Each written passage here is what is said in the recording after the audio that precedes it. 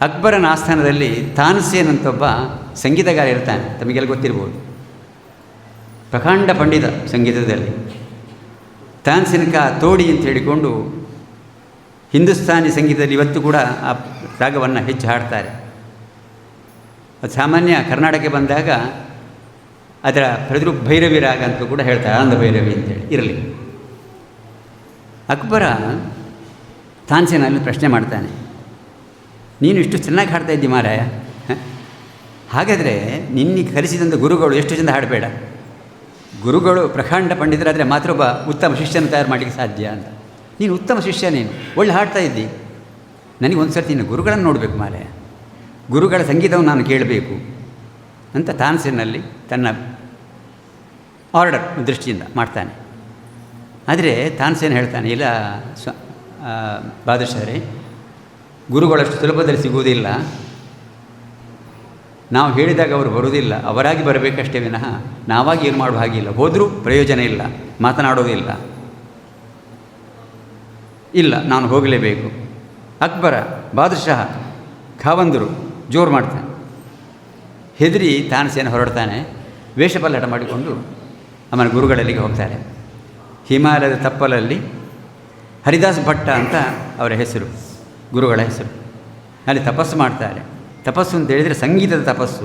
ಸಂಗೀತ ಅನ್ನತಕ್ಕಂಥದ್ದು ಯೋಗ, ಮನಸ್ಸನ್ನು ಶರೀರವನ್ನು ಒಂದುಗೂಡಿಸತಕ್ಕಂಥದ್ದು ಒಂದು ದೃಷ್ಟಿಯಿಂದ ಹಿಡಿದು ಕೂಡ ತಪ್ಪಾಗಲಿಕ್ಕಿಲ್ಲ. ಅಲ್ಲಿಗೆ ಹೋಗ್ತಾರೆ, ಗುರುಗಳನ್ನು ನೋಡ್ತಾರೆ, ನಮಸ್ಕರಿಸ್ತಾರೆ. ಅವರು ತದೇಕತೆಯಿಂದ ಧ್ಯಾನ ಮಾಡ್ತಾ ಇದ್ದಾರೆ, ಕಣ್ಣು ತೆರೆಯುವುದಿಲ್ಲ. ಎಷ್ಟೋ ಸಮಯ ಕಳೀತದೆ. ಆ ಕಥೆಯಲ್ಲಿ ಬರ್ತದೆ, ಸುಮಾರು 2-3 ದಿನಗಳ ಕಾಲ ಅವರು ಆಶ್ರಮದಲ್ಲಿದ್ದರಂತೆ. ಗುರುಗಳು ಕಣ್ಣು ತೆರೆಯುವುದಿಲ್ಲ, ಸಮಾಧಿ ಸ್ಥಿತಿಯಲ್ಲಿ ಇದ್ದರು, ಧ್ಯಾನ ಮಾಡ್ತಾಯಿದ್ರು. ಅಕ್ಬರನಿಗೆ ಅವರನ್ನು ಕಾಣಬೇಕಲ್ಲ, ಏನು ಮಾಡೋಣ ಅಂತ ಹೇಳಿಕೊಂಡು ತಾನ್ಸೇನಿಗೆ ಅವನಿಗೆ ಪೀಡನೆಯನ್ನು ಕೊಡ್ತಾನೆ. ಅವ ಏಜೆಂಟ್, ಅವ ಗುರುಗಳನ್ನು ಭೇಟಿಯಾಗಲಿಕ್ಕೆ ಏಜೆಂಟ್ ಅವ. ಅವನಿಗೆ ಏನು ಮಾಡೋದು ಗೊತ್ತಾಗಿಲ್ಲ. ಆದರೆ ನೋಡಿ, ಶಿಷ್ಯ ಅವ, ಅವನಿಗೆ ಗೊತ್ತುಂಟು ಗುರುಗಳನ್ನು ಹೇಗೆ ಎಬ್ಬಿಸಬೇಕು ಅಂತ. ಅವ ಒಂದು ರಾಗವನ್ನು ಅಪಭ್ರಂಶವಾಗಿ ಹಾಡ್ತಾನೆ, ತಪ್ಪಾಗಿ ಹಾಡ್ತಾನೆ. ಒಂದು ರಾಗ, ಪ್ರತಿಯೊಂದು ರಾಗ ಕೂಡ ಒಂದು ಅಭಿಮಾನಿ ದೇವತೆ ಅಂತ ಇದೆ. ಆ ಅಭಿಮಾನಿ ದೇವತೆಗಳು ಸಂತೋಷ ಪಡ್ತಾ ಇರ್ತಾರೆ ಆ ರಾಗವನ್ನು. ಮೋಹನ ರಾಗ ಇರ್ಬೋದು, ಭೈರವ ರಾಗ ಇರ್ಬೋದು, ಅಥವಾ ಮಾಯ ಮಾಡುವ ಗೌಳ ಇರ್ಬೋದು. ಅದಕ್ಕೆ ಒಂದೊಂದು ಅಧಿವ್ಯ ದೇವತೆಗಳುಂಟು. ಈ ಅಪಭ್ರಂಶ ಹಾಡಿದ್ದನ್ನು ಕೇಳಿದ ಕೂಡ ಗುರುಗಳಿಗೆ ಎಚ್ಚರ ಆಗ್ತದೆ, ಏನೋ ನಡೀತಾ ಇದೆ, ಅನ್ಯಾಯ ನಡೀತಾ ಇದೆ ಅಂತ ಹೇಳಿಕೊಂಡು ಎಚ್ಚರ ಆಗ್ತದಂತೆ. ಎಚ್ಚರಾಗಿ ನೇರವಾಗಿ ಬಂದು ತಾನ್ಸೇನನಿಗೆ ಕಪಾಳ ಮೋಕ್ಷ ಮಾಡ್ತಾರೆ, ಹೊಡಿತಾರೆ ಬಂದು. ಇದನ್ನೇ ನಾನು ಹೇಳಿಕೊಟ್ಟದ್ದು, ಹೀಗೆ ಹಾಡಲಿಕ್ಕೆ ಹೇಳಿಕೊಟ್ಟದ್ದು ಅಂತ ಹೇಳಿಕೊಂಡು, ಹೀಗೆ ಕಲಿ ಅಂತ ಹೇಳಿಕೊಂಡು ಅವರು ಆ ರಾಗವನ್ನು ರಸವತ್ತಾಗಿ ಶಾಸ್ತ್ರೀಯವಾಗಿ ಹಾಡ್ತಾರೆ ಅಂತ. ನೋಡಿ, ಗುರುಗಳಿಗೂ ಕೂಡ ಗುರುಗಳ ಎಚ್ಚರಿಸಿ ಹೇಗೂ ಅಂತ ಹೇಳಿಕೊಂಡು ಶಿಷ್ಯನಿಗೆ ಗೊತ್ತಿತ್ತು. ತಪ್ಪು ಹಾಡಿದ ಕೂಡಲೇ ಅವರಿಗೆ ಎಚ್ಚರ ಆಗ್ತದೆ, ಕೋಪ ಬರ್ತದೆ ಅವರಿಗೆ ಅಂತ ಹೇಳಿಕೊಂಡು. ಕೋಪ ಬಂದರೂ ತೊಂದರೆ ಇಲ್ಲ, ಇವನಿಗೆ ಒಳ್ಳೆಯದಾಯ್ತಲ್ಲ. ಕಥೆ ಇಲ್ಲಿಗೆ ಮುಗೀತದೆ. ಹಿಂದಕ್ಕೆ ಬರ್ತಾರೆ. ಬಂದಾಗ ಬಾದಶಾಹ ಕೇಳ್ತಾನೆ, ಅಲ್ಲ ಮಾರೇ, ಗುರುಗಳು ಅಷ್ಟು ಚೆನ್ನಾಗಿ ಹಾಡ್ತಾರೆ, ನೀನು ಏನು ಅವನ ಒಂದು 1% ಕೂಡ ಇಲ್ಲ ಅಲ್ಲ ಮಾರೇ, 100ರಲ್ಲಿ 1 ಅಂಶವೂ ಕೂಡ ಇಲ್ಲ. ನಾನು ನೀನೇ ಒಳ್ಳೆ ಉತ್ತಮ ಹಾಡುಗಾರ ತಿಳ್ಕೊಂಡಿದ್ದೆ. ಅದಕ್ಕೆ ಒಂದು ಮಾತನ್ನು ಹೇಳ್ತಾನೆ, ಮಾರ್ಮಿಕ ಉತ್ತರವನ್ನು ಕೊಡ್ತಾನೆ. ಏನು ಅಂತ ಹೇಳಿದರೆ, ಬಾದಶಾಹರೇ, ನಾನು ಹೊಟ್ಟೆಪಾಡಿಗೋಸ್ಕರ ಹಾಡ್ತೇನೆ, ನಿಮ್ಮನ್ನು ಹೊಗಳ್ತೇನೆ, ನೀವು ನನಗೆ ಹಣ ಕೊಡ್ತೀರಿ, ಹೆಂಡತಿ ಮಕ್ಕಳನ್ನು ಸಾಕ್ತೇನೆ. ನಾನು ಏನು ಸಂಗೀತ ಕಲ್ತಿದ್ದೇನೋ ನಾನು ಅದಕ್ಕೆ ಡಿಕ್ಲರೇಷನ್ ಕೊಟ್ಟುಕೊಂಡೆ, ಅದು ನಂದು. ಯಾರಿಗೂ ಕೂಡ ನಾನು ಫ್ರೀಯಾಗಿ ಯಾರಿಗೆ ಹಾಡಿ ತೋರಿಸಿಲ್ಲ. ನಿಮ್ಮಲ್ಲಿ ಹಾಡಿದ್ದೇನೆ, ನಿಮ್ಮ ಹಣ ತೆಗೆದುಕೊಂಡಿದ್ದೇನೆ. ಗುರುಗಳು ಹಾಗೆ ಅಲ್ಲ. ಅವರು ಭಗವಂತನನ್ನು ಕಾಣಬೇಕು ಅಂತಿದ್ದಾಗ ದೇವರನ್ನು ಹತ್ತಿರಕ್ಕೆ ಕರೀತಾರಂತೆ. ಬೇಗನೆ ಬಾರೋ ಮುಖವನ್ನೇ ತೋರೋ ಕೃಷ್ಣ, ನೀ ಬೇಗನೆ ಬಾರೋ, ಬಾಗಿಲನ್ನು ತೆರೆದು ಸೇವೆಯನ್ನು ಕೊಡು ಹರಿಯೇ. ಕನಕದಾಸ ಹಾಡಿದ್ರಲ್ಲ, ಭಗವಂತ ದರ್ಶನ ಕೊಟ್ಟಲ್ಲ, ಭಕ್ತ ಕರೆದದ್ದು. ಹಾಗೆಯೇ ಪುರಂದರದಾಸರು ಹಾಡಿದಾಗ ಕೃಷ್ಣ ಓಡಿಕೊಂಡು ಬಂದ, ಭಕ್ತರ ಅಧೀನವ ಅಂತ ಲೆಕ್ಕ. ಹಾಗೆ ನಮ್ಮ ಗುರುಗಳು ಭಗವಂತನ ಕಾಣಬೇಕು ಅಂತಿದ್ದಾಗ ಹಾಡ್ತಾರೆ, ಭಗವಂತ ಬರ್ತಾನೆ. ಅಲ್ಲಿ ಔಪಾಸನ ಸೌಂದರ್ಯದ ಕ್ರಿಯೇಷನ್ ಆಗ್ತದೆ ಅಂತ, ವ್ಯುತ್ಪತ್ತಿ ಆಗ್ತದೆ ಔಪಾಸನ ಸೌಂದರ್ಯ ಅಂತ. ಇನ್ನೂ ನಿಮ್ಮ ಸುಲಭದಲ್ಲಿ ಹೇಳುವುದಿದ್ದರೆ, ಪೂಜೆ ಪುನಸ್ಕಾರಗಳಾಗ್ತಾ ಇರಬೇಕಿದ್ರೆ ನಾವು ಜಾಕಟನ್ನು ಬಡಿತೇವೆ ನೋಡಿ. ಸಾಮಾನ್ಯವಾಗಿ ಆರತಿಯನ್ನು ಎತ್ತಬೇಕಿದ್ದರೆ, ರಥಾರತಿಯಿಂದ ಆರಂಭದಲ್ಲಿ ಎತ್ತಿದ್ರಲ್ಲ, ಎತ್ತಬೇಕಿದ್ರೆ ಯಾವುದೋ ಒಂದು ರೀತಿಯ ಆಕರ್ಷಣೆ ಆ ಆರತಿಯಲ್ಲಿ ಇರ್ತದೆ ಅಂತ. ಎಲ್ಲ ದೇವಸ್ಥಾನಗಳಲ್ಲಿ ಕೂಡ ಆರಂಭದಲ್ಲಿ ಅದನ್ನು ಎತ್ತಾರೆ. ಯಾಕಂತ ಹೇಳಿದರೆ ನಮ್ಮೆಲ್ಲರನ್ನು ಕೂಡ ಒಟ್ಟುಗೂಡಿಸಲಿಕ್ಕೆ. ನಾವೆಲ್ಲ ನೋಡ್ತಾ ಇರ್ತೇವೆ, ನಡೆ ಬಿಟ್ಟು ನಾವು ನಿಂತ್ಕೊಂಡು ದೇವರು ನೋಡ್ತಾ ಇರ್ತೇವೆ. ಯಾರಾದರೂ ಸ್ವಲ್ಪ ಅಡ್ಡ ಆದರೆ ಕೂಡಲೇ ನಾವು ಮೈಯನ್ನು ಮುಟ್ತೇವರ, ಮೈ ಸ್ವಲ್ಪ ಈ ಕಡೆ ನಿಲ್ಲಿದ್ದು ಅವ್ರಿಗೆ ಗೊತ್ತಾಗೋದಿಲ್ಲ, ನೋಡ್ತಾನೆ ಇರ್ತಾರೆ. ಚಂಡೆಪೆಟ್ಟು, ವಾದ್ಯ, ಜಾಗಟೆ, ಪಾಂಚಜನ್ಯ ಎಲ್ಲೂ ಆಗ್ತಾ ಇರಬೇಕಿದ್ರೆ ಯಾವುದೋ ಒಂದು ರೀತಿಯ ಮೂಡ್, ಯಾವುದೋ ಒಂದು ರೀತಿಯ ಅನುಭವ ನಮಗೆ ಆಗ್ತದೆ. ಇದು ಔಪಾಸನ ಸೌಂದರ್ಯ ಅಂತ. ಆ ಏರಿಯಾದಲ್ಲಿ ಆ ಜಾಗಕ್ಕೆ ಸಂಬಂಧಪಟ್ಟಂತೆ ಅದು ವ್ಯುತ್ಪತ್ತಿ ಆಗಿಬಿಡ್ತದೆ, ತನ್ನಿಂತಾನಾಗೆ ಸ್ಮರಣೆಗೆ ಬಂದು ಬಿಡ್ತದೆ. ಇದು ಔಪಾಸನ ಸೌಂದರ್ಯ. ಅಂಥ ಒಂದು ಔಪಾಸನ ಸೌಂದರ್ಯದ ಇರುವಿಕೆ ಖಂಡಿತವಾಗಿ ಕೂಡ ಈ ಜಾಗದ ಇದೆ ಅಂತ ಅಂದುಕೊಂಡಿದ್ದೇನೆ. ನಾನು ಏನು ಮಾತಾಡಲಿಕ್ಕೆ ಅವ್ರು ಹೇಳಿದರು ಅದನ್ನು ಬಿಟ್ಟು ನಾನು ಇದನ್ನು ಮಾತಾಡಿದೆ, ವಸ್ತು ವಿಚಾರನ ಬಿಟ್ಟೆ. 20 ನಿಮಿಷ ತೆಗೆದುಕೊಳ್ಳೋದಿಲ್ಲ, ಇನ್ನು ಸ್ವಲ್ಪ ಕಡಿಮೆ ಮಾಡ್ತೇನೆ, ತೊಂದರೆ ಇಲ್ಲ. ಅಂತಹ ಒಂದು ಕ್ರಿಯೇಷನ್ ಆಗಬೇಕು. ನನಗೆ 2-3 ದಿವಸದಿಂದ ನಾರಾಯಣ ಅಣ್ಣನಿಗೆ ನಾನು ಫೋನ್ ಮಾಡಿ ಹೇಳಿದೆ ಮೊನ್ನೆ, ರಾತ್ರಿ ನಿದ್ದೆ ಬರ್ತಾ ಇರಲಿಲ್ಲ. ಕಾರಣ ಏನು ಗೊತ್ತಾ ನಿಮಗೆ?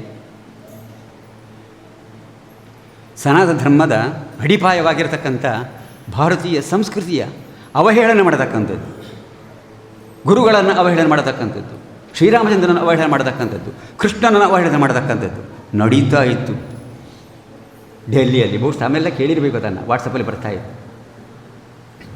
ದೇಶವನ್ನು ತುಂಡು ತುಂಡು ತುಂಡು ಮಾಡಿ ಎಲ್ಲ ಹಾಕಿಬಿಡುವ, ನಾವಿಷ್ಟು ಹಣವನ್ನು ನಿಮಗೆ ಕೊಡ್ತೇವೆ, ಹಿಂದೆ ಹೋಗಬೇಡಿ ಹೇಳ್ತಕ್ಕಂಥ ಪ್ರೋತ್ಸಾಹವನ್ನು ಕೊಡ್ತಕ್ಕಂಥದ್ದು. ಭಾರತವನ್ನು ಯಾರು ಮುಗಿಸಬೇಕು, ಹಿಂದೂ ಧರ್ಮವನ್ನು ಯಾರು ಮುಗಿಸಬೇಕು ಅಂತ ಪ್ರಯತ್ನ ಪಡ್ತಾಯಿದ್ರು ಅಂಥವರು ಕರೆ ಕೊಡುವಂಥದ್ದು. $1 ಬಿಲಿಯನ್ ನಾನು ಕೊಡ್ತೇನೆ, ಪ್ರಯತ್ನವನ್ನು ಮುಂದುವರಿಸಿ. ಬೇಸರ ಆಗಿದೆ ಮನಸ್ಸಿಗೆ, ನನಗೆ ಕಣ್ಣ ನೀರು ಬರ್ತಿತ್ತು, ಅಷ್ಟು ಬೇಸರ ಆಯ್ತು ನನಗೆ. ರಾತ್ರಿ ಎದ್ದು ಕೂಡ ಅವ್ರಿಗೆ ಫೋನ್ ಮಾಡಿದೆ, ಏನು ಸಂಗತಿ ಮಾರ್ರೆ ಇದು ಅಂತೇಳಿ. ಅದೇನು ಆಗೋದಿಲ್ಲ, ತಲೆಬಿಸಿ ಮಾಡಬೇಡಿ, ನೀವು ಮಾಡ್ತಾರೆ ಸ್ವಲ್ಪ ಸಮಯ ಎಲ್ಲ ಸರಿ ಆಗ್ತದೆ. ಸರಿ ಆಗ್ತಾ ಇದೆ ಈಗ.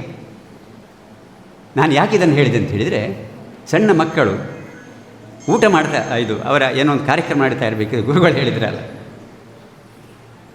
ಪರಮಾತ್ಮನ ಬಗ್ಗೆ, ನೈತಿಕ ಬಗ್ಗೆ, ಸಾಮಾಜಿಕ ಎಲ್ಲ ಹೇಳಿದರು, ಒಟ್ಟಿಗೆ ದೇಶಭಕ್ತಿಯ ಬಗ್ಗೆಯೂ ಕೂಡ ಹೇಳಿದರು. ನೋಡಿ, ಇದು ಬೇಕು ಇವತ್ತಿನ ಯುವಜನರಿಗೆ, ದೇಶಭಕ್ತಿಯ ಬಗ್ಗೆ ಅರಿವು ಮೂಡಿಸಬೇಕು ನಾವು ಅಂತ.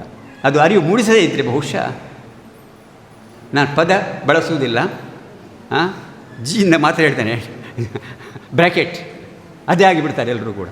ಡೆಲ್ಲಿಯಲ್ಲಿ ಏನು ನಡೀತಾ ಇತ್ತೋ ಅದೇ ಇವರು ಕೂಡ ಆಗ್ತಾರೆ, ಆಗಬಾರದು.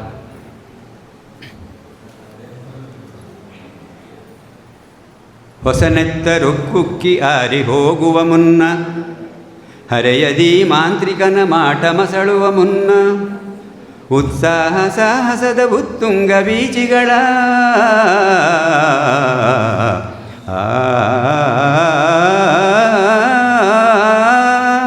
ಉತ್ಸಾಹ ಸಾಹಸದ ಉತ್ತುಂಗ ಬೀಜಿಗಳ ಈ ಕ್ಷುಬ್ಧ ಸಾಗರವು ಬತ್ತಿ ಹೋಗುವ ಮುನ್ನ, ಈ ಕ್ಷುಬ್ಧ ಸಾಗರವು ಬತ್ತಿ ಹೋಗುವ ಮುನ್ನ, ಕಟ್ಟುವೆವು ನಾವು ಹೊಸ ನಾಡೊಂದನು ರಸದ ಬೀಡೊಂದನು, ಕಟ್ಟುವೆವು ನಾವು ಹೊಸ ನಾಡೊಂದನು ರಸದ ಬೀಡೊಂದನು.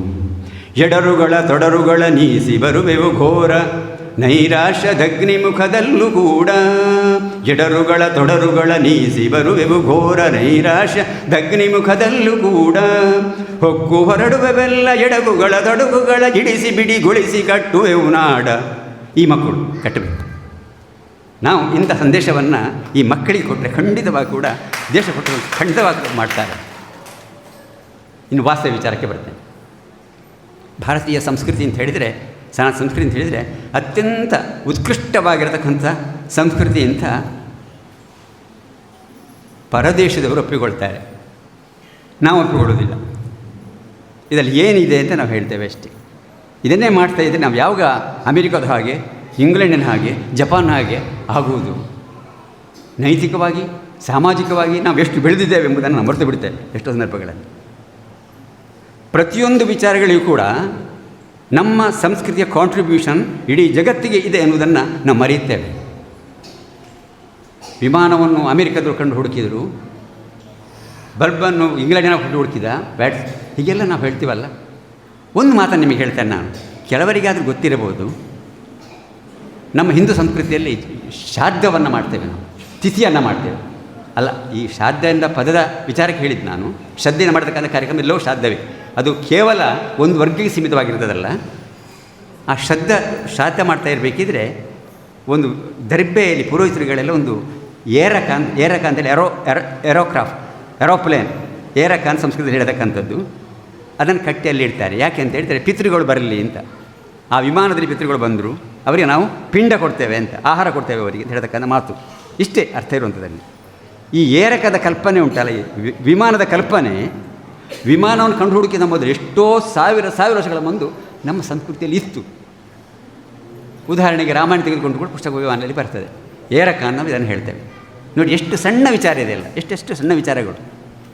ಅಂಥ ಉತ್ಕೃಷ್ಟವಾಗಿರತಕ್ಕಂಥ ಸಂಸ್ಕೃತಿಯನ್ನು ಹೇಗೆ ಎಳೆಯುವಂಥ ನರಿಗಳು, ನಾಯಿಗಳು ನಮ್ಮಲ್ಲಿ ಇದ್ದಾರಲ್ಲ, ತುಂಬ ಬೇಸರ ಆಗ್ತದೆ ಮನಸ್ಸಿಗೆ.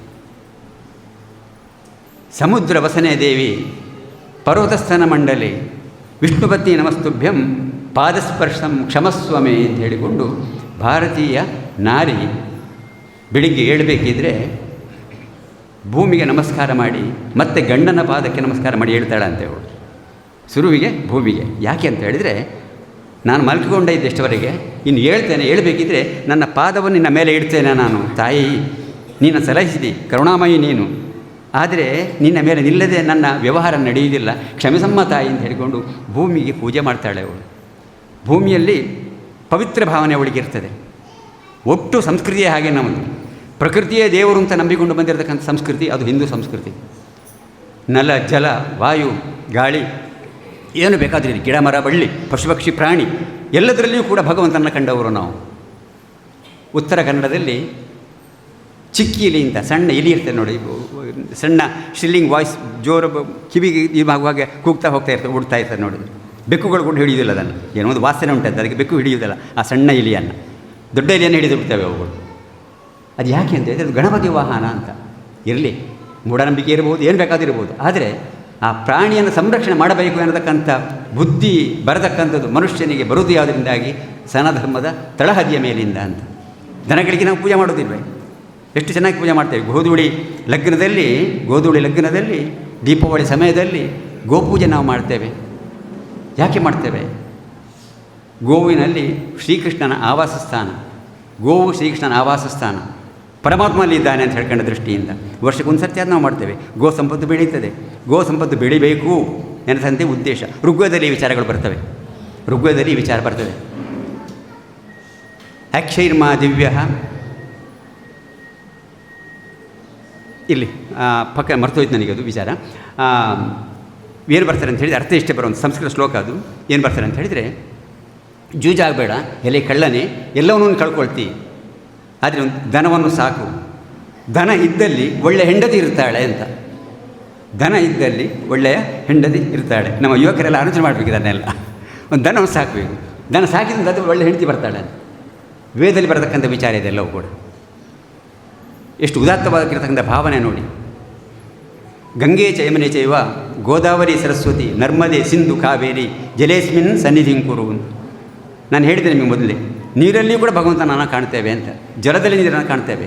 ಪುರೋಹಿತ ವರ್ಗದವರು, ದೇವಸ್ಥಾನದ ಅರ್ಚಕರು ಸಂಕಲ್ಪ ಮಾಡಬೇಕಿದ್ರೆ ಈ ಮಂತ್ರವನ್ನು ಹೇಳಿದ್ದಾರೆ, ಕೇಳಿರ್ಬೋದು. ಸಂಕಲ್ಪ ಮಾಡ್ತಾರೆ. ಸಂಕಲ್ಪ ಮಾಡಿದಾಗ ಸಪ್ತ ನದಿಗಳ ಹೆಸರನ್ನು ಹೇಳ್ತಾರೆ. ಸಪ್ತ ನದಿಗಳ ನೀರು ಇದರಲ್ಲಿ ಉಂಟು, ಅದು ಸಾಕ್ಷಿಯಾಗಿ ನಾನು ಪೂಜೆಯನ್ನು ಮಾಡ್ತೇನೆ, ಪ್ರಸಾದವನ್ನು ನಿಮಗೆ ಕೊಡ್ತೇನೆ ಅಂತ ಹೇಳಿಕೊಂಡು ಅವರು ನಿಮಗೆ ಕೊಡ್ತಾರೆ.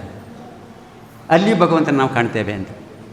ಹೋಗಿ ನಾವು ಇನ್ನೊಂದು ವಿಚಾರ ಹೇಳ್ತೇನೆ ನಿಮಗೆ. ದತ್ತಾತ್ರೇಯನ ವಾಹನ ನಾಯಿ, ಶ್ವಾನ. ದತ್ತಾತ್ರೇಯನ ವಾಹನ. ದತ್ತಾತ್ರೇಯನ ದೇವಸ್ಥಾನದಲ್ಲಿ ಸಮರ್ಪಣೆ ಮಾಡಿರ್ತಕ್ಕಂತಹ ಅನ್ನವನ್ನು ಅಲ್ಲಿ ಶ್ವಾನಕ್ಕೆ ಸಮರ್ಪಣೆ ಮಾಡಿ ಭಕ್ತರಿಗೆ ಪ್ರಸಾದ ರೂಪದಲ್ಲಿ ವಿತರಣೆ ಮಾಡ್ತಾರೆ. ಪ್ರಸೀದ ತುಳಸೀದೇವಿ ಪ್ರಸೀದ ಹರಿವಲ್ಲಭೆ ಕ್ಷಯೋಧಾರಣ ಸಂಯುಕ್ತಂ ಸುರಸಿತ್ವಂ ನಮಾಮ್ಯಹಂ ಅಂತ ಗಿಡ ಮರ ಬಳ್ಳಿಗಳಲ್ಲಿ ಕೂಡ ಪರಮಾತ್ಮನನ್ನು ಕಾಣ್ತೇವೆ. ಉತ್ಥಾನ ದ್ವಾದಶಿ ಅಥವಾ ಕಾರ್ತಿಕ ಮಾಸದಲ್ಲಿ ಕೊನೆಗೆ ಆಗಬೇಕಿದ್ರೆ ತುಳಸಿ ಪೂಜೆಯನ್ನು ಮಾಡ್ತೇವೆ, ತುಳಸಿಗೆ ವಂದಿಸ್ತೇವೆ ನಾವು. ತುಳಸಿ ಕೇವಲ ಪೂಜೆಗೆ ಪಟ್ಟದ್ದು ಮಾತ್ರ ಅಲ್ಲ, ಅದರ ಒಟ್ಟಿಗೆ ಅದರಲ್ಲಿ ಔಷಧೀಯ ಗುಣಗಳು ಕೂಡ ಇದ್ದಾವೆ. ಇದು ಕೂಡ ತಮಗೆಲ್ಲರಿಗೂ ಕೂಡ ಗೊತ್ತಿರ್ಬೋದು. ಇನ್ನೂ ಒಂದು ವಿಶಿಷ್ಟವಾದ ಮಾತನ್ನು ನಾನು ನಿಮಗೆ ಹೇಳಬೇಕು. ಸಾಮಾನ್ಯವಾಗಿ ತುಳು ಸಂಪ್ರದಾಯದಲ್ಲಿ ಇದೆಲ್ಲಿದೆ, ಭೂಮಿಗೆ ಪೂಜೆ ಮಾಡತಕ್ಕಂಥದ್ದು ಅಂತ ಒಂದು ಕೆಡ್ಡಾಸ ಕಳೆದ ಇದಲ್ಲ, ಕೆಡ್ಡಾಸದಲ್ಲಿ ಪೂಜೆ ಮಾಡ್ತಾರೆ. ವಿಚಾರ ತಮಗೆ ಗೊತ್ತಾದ ಏನಾದರೂ ಯಾವುದಕ್ಕೋಸ್ಕರ ಮಾಡ್ತಾರೆ ಅಂತ ಹೇಳಿಕೊಂಡು ಗೊತ್ತಿದೆ ನಿಮಗೆಲ್ಲ, ನಾನು ತಿಳಿದವನೇ ಅಲ್ಲ, ಆದರೂ ಕೂಡ ಹೇಳುವಂಥದ್ದು, ಭೂಮಿ ಫಲವತಿ ಆಗ್ತಾಳೆ ಅಂತ. ಅಂದರೆ ಫಲವತ್ತತೆ ಸಂಕೇತ ಆಗ್ತಾಳೆ, ಅವಳು ಮುಟ್ಟಾಗ್ತಾಳೆ, ಅವಳು ಇನ್ನು ಮುಂದೆ ಏನು ಸಂತಾನ ಅಭಿವೃದ್ಧಿಗೆ ಅಥವಾ ಬೆಳೆಗಳನ್ನು ಬೆಳೆಸಲಿಕ್ಕೆ ಪರಿಪಕ್ವ ಆಗ್ತಾಳೆ ಅಂತಕ್ಕಂಥ ಭಾವನೆ. ತುಳಸಿ ಗಿಡದ ಹತ್ತಿರ ಎಲ್ಲರೂ ಮಾಡ್ತಾರೆ ಅಂತ ಹೇಳೋದಿಲ್ಲ ನಾನು, ಕೆಲವೊಂದು ಮನೆಗಳಲ್ಲಿ ಸಂಪ್ರದಾಯ ಇವತ್ತು ಕೂಡ ಇದೆ, ಅದು ಎಲ್ಲ ಸ್ತರದ ಜನಗಳಲ್ಲಿ ಕೂಡ ಅದೇ ಇದೆ. ತುಳಸಿ ಹತ್ತಿರ ಎಲೆಯಲ್ಲಿ ಸ್ವಲ್ಪ ಎಣ್ಣೆ ಇಡೋದು, ಸ್ವಲ್ಪ ತೆಂಗಿನೆಣ್ಣೆ ಮತ್ತು ಸ್ವಲ್ಪ ಅರಶಿನ, ಸ್ವಲ್ಪ ಕುಂಕುಮ ಮತ್ತು ಅರಸಿನ ಎಲೆ ಅಲ್ಲ ಇದು ಬೀಳದ ಎಲೆ ಇಟ್ಟು ನಮಸ್ಕಾರ ಮಾಡುವಂಥದ್ದು. ಕುಚ್ಚಿಗೆ ಅಕ್ಕಿಯನ್ನು ಹುರಿದು ಅದನ್ನು ಬೆಲ್ಲದ ಪಾಕವನ್ನು ಹಾಕಿ ಉಂಡೆ ಮಾಡಿ ಅಲ್ಲಿ ಇಟ್ಟುಬಿಡುವಂಥ, ತಂಪು ದೇಹಕ್ಕೆ ತಂಪನ್ನು ಕೊಡ್ತದೆ ಅಂತ. ಮುಟ್ಟಾದವರ ಶರೀರ ಉಷ್ಣದಿಂದ ತುಂಬಿರ್ತಾರಂತೆ, ತಂಪಾಗಬೇಕು ಅಂತ ಹೇಳಿಕೊಂಡು ಅದನ್ನು ತಿಂಡಿ ಕೊಡತಕ್ಕಂಥದ್ದು ಭಗವಂತನಿಗೆ ಅಂತ. ಇಷ್ಟೆಷ್ಟು ಒಳ್ಳೆ ಅರ್ಥಗಳು ನೋಡಿ. ಆ ನಂತರವೇ ನಮ್ಮ ಕೃಷಿ ವಿಚಾರಗಳಿರ್ಬೋದು, ಬೇಸಾಯ ಇರ್ಬೋದು ಶುರುವಾಗತಕ್ಕಂಥದ್ದು ಕೆಡ್ಡಾಸ ಕಳೆದ ಅನಂತರದಲ್ಲಿ ಅಂತ ಹೇಳಿಕೊಂಡು. ಪ್ರಾಣಿಗಳ ಬಗ್ಗೆ ನಾನು ಹೇಳ್ತಾ ಹೋದೇನೆ ನಿಮಗೆ ಅಲ್ವೇ. ಪ್ರಾಣಿಗಳು ಇಷ್ಟು ಉತ್ಕೃಷ್ಟ ಅಂತ ಹೇಳಿದರೆ ಅದನ್ನು ನಮ್ಮ ಮಕ್ಕಳಿಗೆ ನಾವು ಹೇಳಿಕೊಡಬೇಕು ನೋಡಿ. ಕವಿವರೇಣ್ಯರು ಏನು ಹೇಳ್ತಾರೆ ಅಂತ ಹೇಳಿದರೆ, ನಮಗೆ ನಾನು ಶಾಲೆಗೆ ಹೋಗ್ತಾ ಇರಬೇಕಿದ್ರೆ ಗೋವಿನ ಹಾಡು ಅಂತ ಹೇಳಿಕೊಂಡು ಪದ್ಯ ಇತ್ತು ನಮಗೆ, ಸಿರಿಗನ್ನಡ ಪಾಠಮಾಲೆ ಅಂತ ಹೇಳಿಕೊಂಡು. ಗೋವಿನ ಪಾಠ, ಗೋವಿನ ಕಥೆ ಅಲ್ಲ, ಗೋವಿನ ಪಾಠ ಆಗಿತ್ತು. ಸತ್ಯವೆಂಬುದು ತಾಯಿ ತಂದೆ ಅಲ್ಲ, ಅದರ ಬದಲಿಗೆ ಇನ್ನೊಂದು ಪದ್ಯ ಇತ್ತು. ನೀನಾರಿಗಾದೆಯೋ ಎಲೆ ಮಾನವ, ನೀನಾರಿಗಾದೆಯೋ ಎಲೆ ಮಾನವ, ಇಟ್ಟರೆ ಸಗಣಿಯಾದೆ, ತಟ್ಟಿದರೆ ಕುರುಳಾದೆ, ಸುಟ್ಟರೆ ನೊಸರಿಗೆ ವಿಭೂತಿಯಾದೆ, ತಟ್ಟದೆ ಹಾಕಿದರೆ ಮೇಲುಗೊಬ್ಬರವಾದೆ, ನೀನಾರಿಗಾದೆಯೋ ಎಲೆ ಮಾನವ, ರಾಯ ಬೇರಿಗೆಯಾದೆ, ರಾಯರ ಕಾಲಿಗೆ ಮುಳ್ಳೊತ್ತುವಾದೆ, ಹದವರಿದು ಬಡಿದೆ ಮಧುನ ಗಾನಕ್ಕಾದೆ, ಚೆಂಡೆ ಮೃದಂಗ ಎಲ್ಲದಕ್ಕೂ ಕೂಡ ನನ್ನ ಶ್ರಮವನ್ನು ಉಪಯೋಗಿಸ್ತಾರೆ. ಇಷ್ಟೆಲ್ಲ ಉಪಕರಣದಿಂದಾಗಿ ಉಂಟು. ಸೆಗಣಿ ಹಾಕ್ತೇನೆ, ಅದನ್ನೇ ಬೆರಣಿ ಮಾಡ್ತೇವೆ, ಅದನ್ನೇ ವಿಭೂತಿ ಮಾಡ್ತೇವೆ, ಮೈಗೆ ಹಚ್ಚಿಕೊಳ್ತೇವೆ. ರಾಯ ಬೇರಿಗೆ ನಗಾರಿಯನ್ನು ಚರ್ಮನ ಉಪಯೋಗಿಸ್ತಾರೆ. ರಾಯರ ಕಾಲಿಗೆ ಮುಳ್ಳೊತ್ತುವಾದೆ, ಮುಳ್ಳೊತ್ತು ಅಂತ ಹೇಳಿದರೆ ಚಪ್ಪಲು, ಮುಳ್ಳಿನ ಒತ್ತು, ಮುಳ್ಳು ಸಾಗಬಾರದು ಅಂತ ಹೇಳಿಕೊಂಡು ಮುಳ್ಳೊತ್ತುವಾದೆ. ಮೊದಲೆಲ್ಲ ಸಾಮಾನ್ಯರು ಚಪ್ಪಲು ಹಾಕತಕ್ಕಂಥ ವಿಚಾರ ಇರಲಿಲ್ಲಂತೆ. ಚಪ್ಪಲು ಹಾಕತಕ್ಕಂಥ ಯಾರು ಅಂತ ಹೇಳಿದರೆ ದೊಡ್ಡ ಮನುಷ್ಯರು ಮಾತ್ರ, ಅದು ಕೂಡ ರಾಜರುಗಳು. ತಪ್ಪಿದರೆ ಮತ್ತೆ ಗುರುಗಳು ಬಂದಿಸಿ ಗುರುಗಳು, ಯಾಕೆ ಅವರು ಪಾದಿಕೆಯನ್ನು ಹಾಕಿಕೊಂಡು ಹೋಗ್ತಾರೆ ನೋಡಿ, ಉಳಿದವರು ಹಾಕುವಂಥ ಕ್ರಮ ಇರಲಿಲ್ಲ ಅಂತ. ಈಗ ಎಲ್ಲರೂ ಚಪ್ಪಲು ಹಾಕ್ತಾರೆ, ಏನು ತೊಂದರೆ ಇಲ್ಲ. ಇಷ್ಟೆಲ್ಲ ಉಪಕಾರ ನಾನು ಮಾಡ್ತಾ ಇದ್ದೇನೆ. ಏ ಮಾನವ, ನೀನೇನು ಉಪಕಾರ ಮಾಡಿದ್ದಿ ಸಮಾಜಕ್ಕೆ? ನಾನು ಇಷ್ಟು ಮಾಡ್ತೇನೆ, ನೀನೇನು ಮಾಡಿದ್ದಿ? ಒಂದು ದನ ನಮ್ಮಲ್ಲಿ ಪ್ರಶ್ನಿಸ್ತದೆ. ಹಾಗಿರಬೇಕಿದ್ರೆ ನಾವು ಯಾವ ಮಟ್ಟಕ್ಕೆ ನಾವು ಏಳಬೇಕು ಎಂಬುದನ್ನು ನಾವು ಅರ್ಥ ಮಾಡಿಕೊಳ್ಬೇಕು. ಒಟ್ಟಿನಲ್ಲಿ ಏನು ಹೇಳೋದು ಅಂತ ಹೇಳಿದರೆ, ಈ ಭಾರತೀಯ ಸಂಸ್ಕೃತಿಯಲ್ಲಿ ಬರತಕ್ಕಂತಹ ಹಬ್ಬ ಹರಿದಿನಗಳು ಇದೆಲ್ಲ ಇದೆಯಲ್ಲ, ಇದೆಲ್ಲವೂ ಕೂಡ ಸಾಮಾಜಿಕವಾಗಿ, ನೈತಿಕವಾಗಿ, ಧಾರ್ಮಿಕವಾಗಿ ಒಂದು ಕಟ್ಟಿನಲ್ಲಿ ನಮ್ಮನ್ನು ಬಂಧಿಸ್ತದೆ ಅಂತ ಹೇಳಿಕೊಂಡು. ಕೊರೋನಾ ಇತ್ತೀಚೆಗೆ ಬಂತು, ಅದನ್ನು ನಾನು ಪ್ರಸ್ತಾಪ ಮಾಡಬೇಕು. ಕೊರೋನಾ ಇತ್ತೀಚೆಗೆ ಬಂತು. ಆ ಕೊರೋನಾ ಬಂದ ನಂತರ ನಮ್ಮ ಮಕ್ಕಳಿಗೆ ಎಷ್ಟೋ ಜನರಿಗೆ ಹಬ್ಬ ಹರಿದಿನಗಳ ಬಗ್ಗೆ ಗೊತ್ತಾಯಿತು ಅಂತ. ಅಷ್ಟೋ ಗೊತ್ತಿರಲಿಲ್ಲ ಅವರಿಗೆ. ಯಾಕೆ ಅಂತ ಹೇಳಿದರೆ, ಪೇಟೆಯಲ್ಲಿ ಯಾವುದೇ ರೀತಿ ಹಬ್ಬ ಹರಿದಿನವನ್ನು ಆಚರಿಸಿದರೂ ಕೂಡ ತಿನ್ನುವುದಕ್ಕೆ ಮಾತ್ರ ಅದು ಸೀಮಿತ. ಗುಲಾಬ್ ಜಾಮ್ ಮಾಡುವಂಥದ್ದು, ಅಥವಾ ಮಸಾಲೆ ದೋಸೆ ಮಾಡುವಂಥದ್ದು, ಅಥವಾ ಪಾಯಸ ಮಾಡುವಂಥದ್ದು, ಇಷ್ಟಕ್ಕೆ ಸೀಮಿತ. ಈ ಪೂಜೆ ಪುನಸ್ಕಾರಗಳಾಗಲಿ ಅಥವಾ ಎಲ್ಲ ಕುಟುಂಬದವರು ಒಟ್ಟಿಗೆ ಬಂದು ಸೇರಿ ಒಂದೇ ಕಡೆ ಊಟ ಮಾಡುವಂಥದ್ದಾಗಲಿ ಯಾವುದೂ ಕೂಡ ಇಲ್ಲ. ಮನೆಯಲ್ಲಿ ಶ್ರಾದ್ದ ಆಗ್ತದೆ, ಬೆಳಿಗ್ಗೆದ್ದು ಸ್ನಾನ ಮಾಡಬೇಕು, ನಾವು ಸ್ನಾನ ಮಾಡಿ ಸೂರ್ಯಾರ್ಘ್ಯವನ್ನು ಕೊಡಬೇಕು.